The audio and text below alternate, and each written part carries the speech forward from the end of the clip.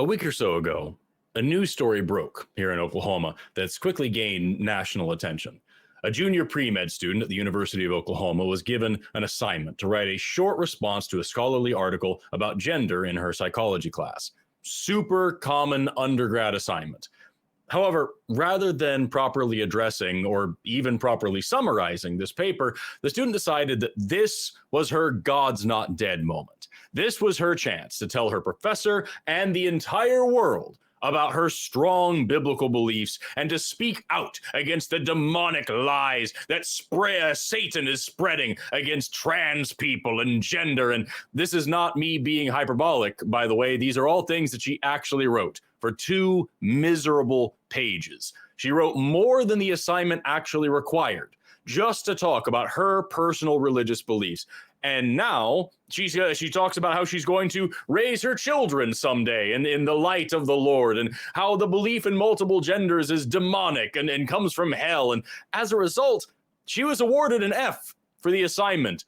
As anyone would expect, anyone else who flatly refused to do their homework properly would get the exact same result. But now, this student is claiming that her professor has violated her rights and is targeting her and discriminating against her and attacking her for her Christian beliefs and for using her freedom of speech, which of course is being eaten up by far-right conservatives across the entire country who think that equality and accountability are the same thing as oppression.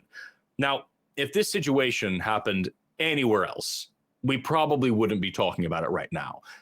However, it happened here in Oklahoma, which means this instructor has now been placed on administrative leave, and the university has agreed to drop the student's bad grade, and the governor has spoken out against it, and the student was even given a citation of recognition by the Oklahoma House of Representatives. So let's just look a little bit beyond this student for just one moment.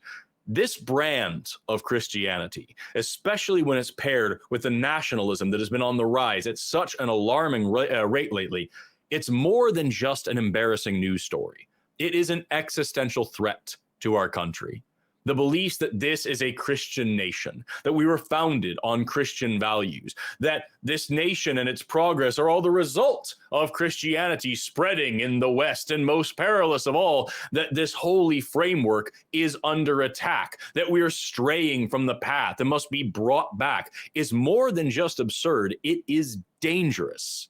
Consider all the ways that Christian nationalism aligns so easily with real fascism, the worship of a redemptive and infallible leader, the focus on a mythical age and rage against the current corrupt system, fixation on a perceived national decline and the scapegoating of a minority population in order to prop up a fantasy of victimhood, the fear of replacement, stoking distrust and equality, a quest for purity and the cleansing of the nation, preserving the nation as if it were under attack, even from within, disdain for academia and the arts when they're not aligned with the preferred narrative. All of these are hallmarks of evangelical Christianity and actual, real, not a meme, not a joke, fascism.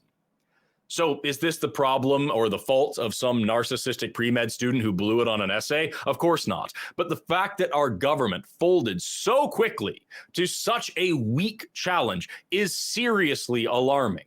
Are we honestly to believe that if this student were Muslim or Mormon or Hindu or atheist, that she would have been treated this way?